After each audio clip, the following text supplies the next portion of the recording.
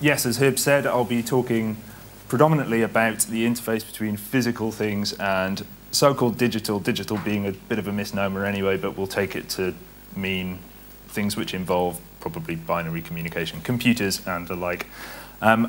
My background is in music, and I did a degree in training to be a pop star, basically, that I really wanted to play bass guitar, so I studied a degree called commercial music at the University of Westminster in London with a few people who have gone on to be pop stars, which is all very exciting. But I became more involved in using computers to basically make music, which I mean, is fascinating, it's great fun. And I was spending more time in the studio and getting to grips with some of the technology that allowed you to manipulate sounds and create pieces of music, work in sound design, all of those kind of things.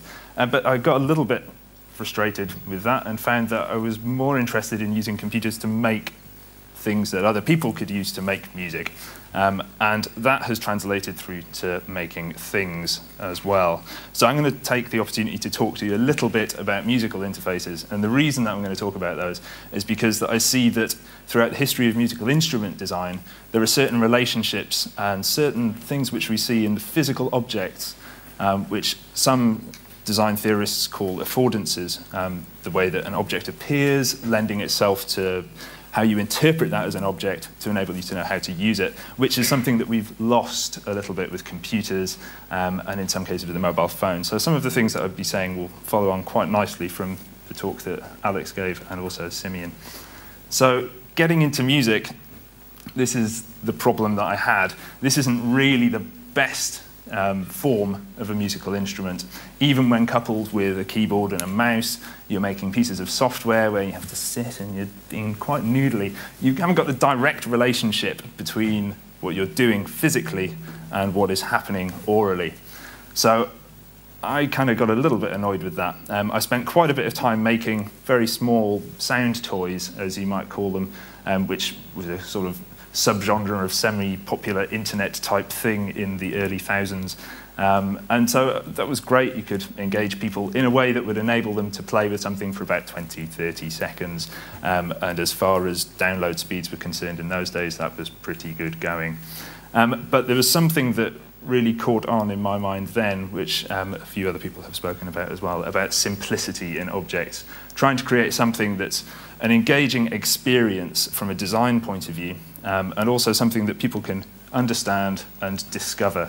So really looking at the playful aspect of musical instruments as well, and just general experiences.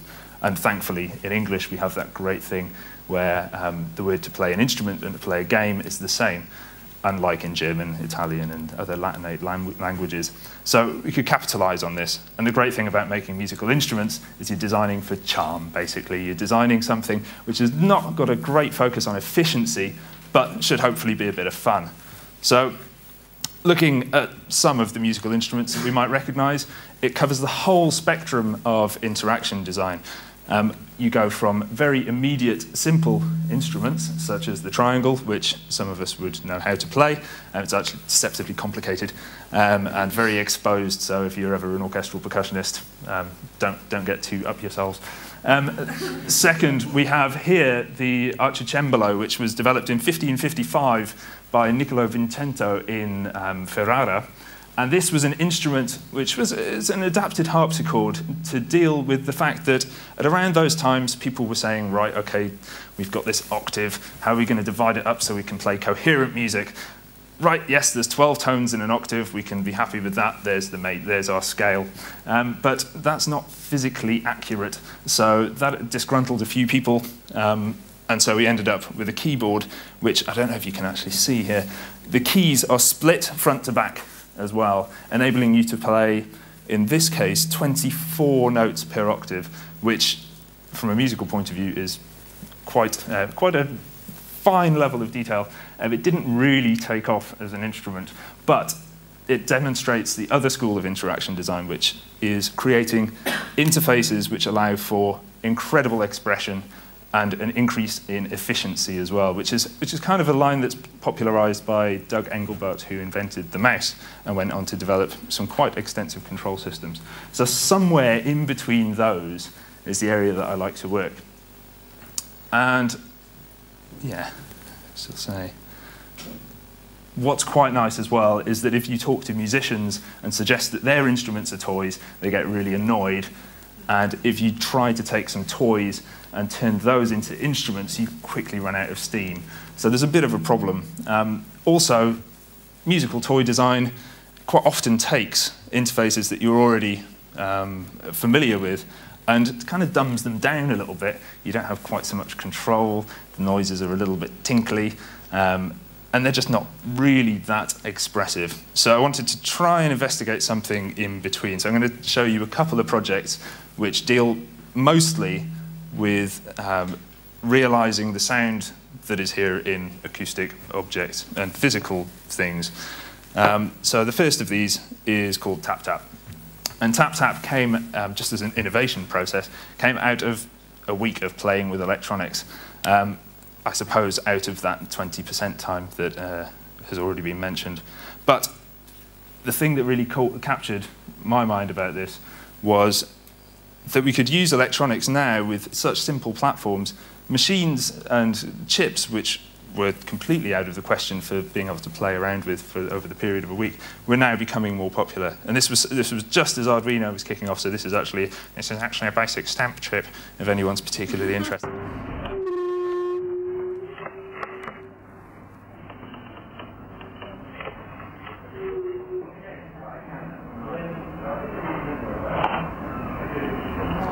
So in this poorly shot video, because that's the stage the cameras were at the time as well, pressing the button, short delay, fires a little Lego motor.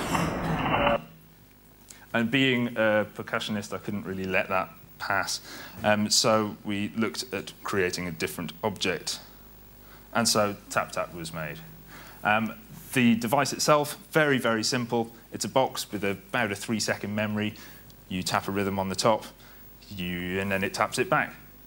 It forgets it, that's it. So really, kind of doesn't do a lot, but can you devise a box which actually communicates that that's the case? And we began to look at this, and the prototyping was quite expensive, and these devices were very heavy. But then, as a designer, I sort of tread a bit of a path between arts and design, in that a lot of my process is quite design-led. But a lot of my funding is quite arts-based. And so, in terms of actually creating more of these objects, because frankly, two's not that much fun, got a commission from the Arts Council for an exhibition, was able to make a few of these. And I'm going to take you a little bit through the process, just as a demonstration of how easy it is now to be able to create working prototypes for objects and go through the whole process of one which can then be scaled up very easily to manufacturing. So, I'm found with the first one. So as I said, 3-second delay. Let's see.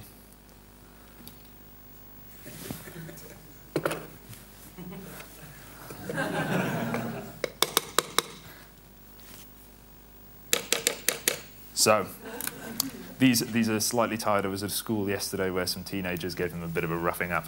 But out of this, although very, very simple, you start to get some interesting behaviors.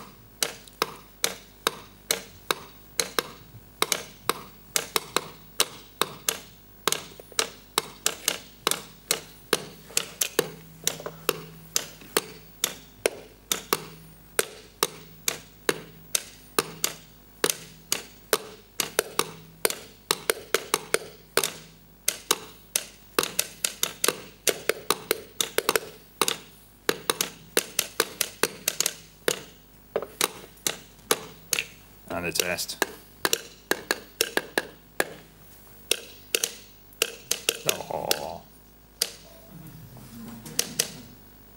Oh, a little bit sad at the end there. But still, as a principle of just...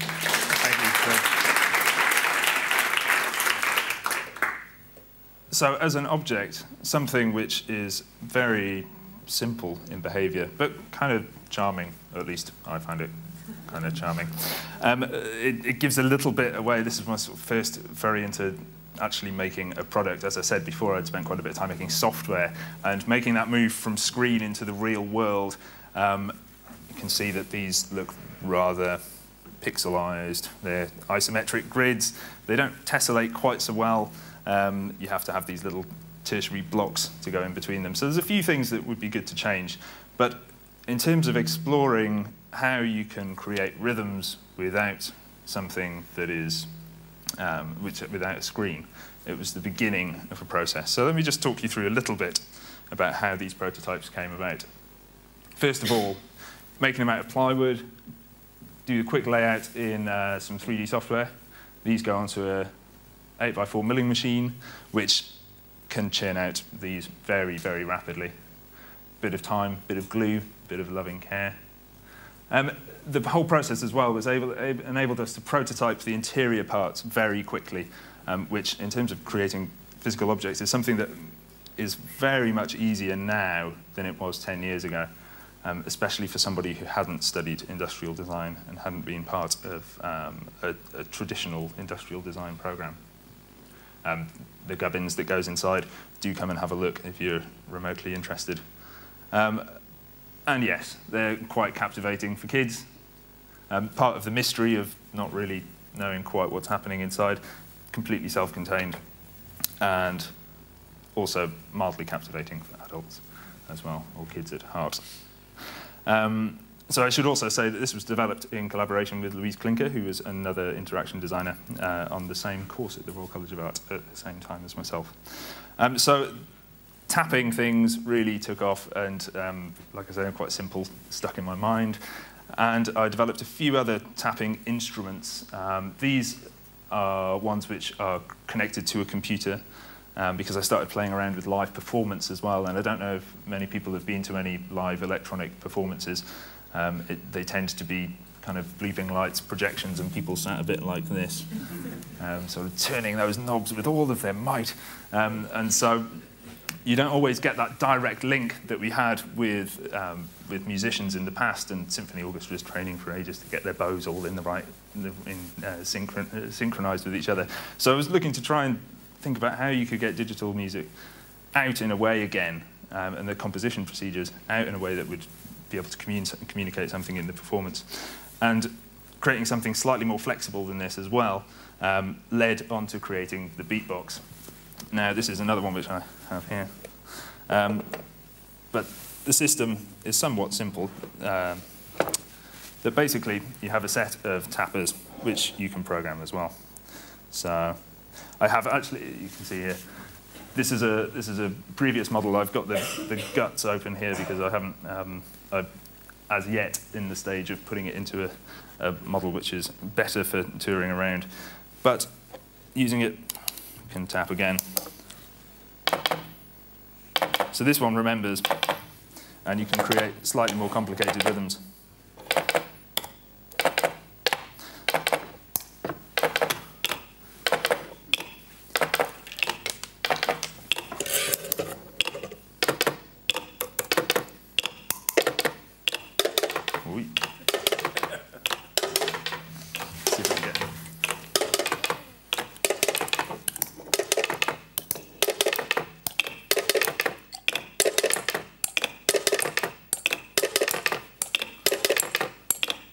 Have a little bit of speed control.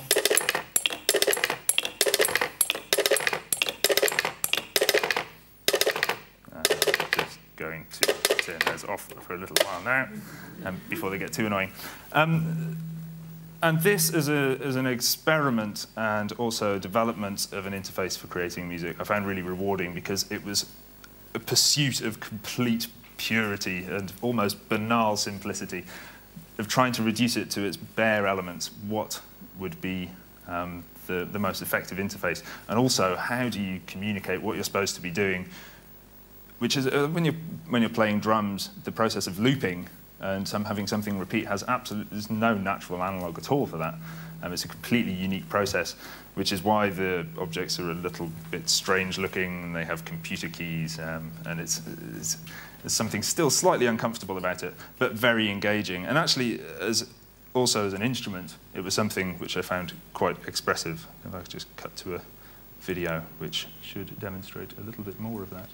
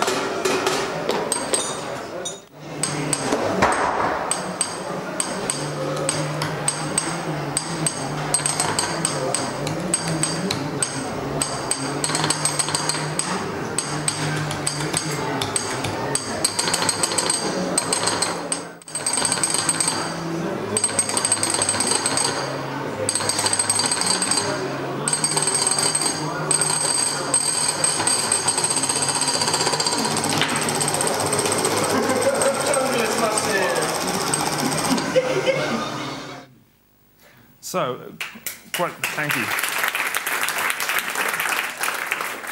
So, quite a lot of fun to play with, and on a very superficial level in some ways, and is the same in the design process for this, making an object.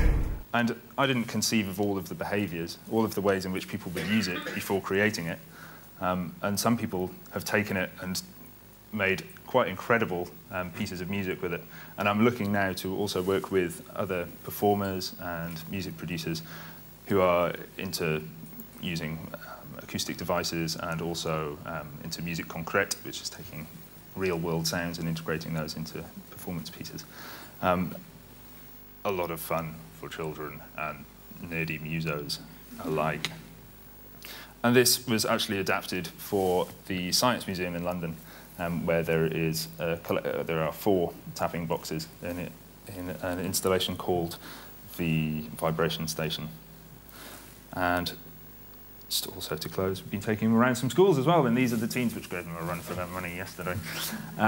But that has been really rewarding because from the point of view of showing something which starts off as just an idea, can take it through very easily through a set of manufacturing processes which are available very cheaply now, to be able to flesh out and prototype not just objects but behaviours, and be able to see the full cycle of making things, seeing how people use those things, and being able to reinterpret those things is a very exciting process. So that's what I'm engaging my time mostly with other companies and with small studios who are looking to prototype behaviours very easily.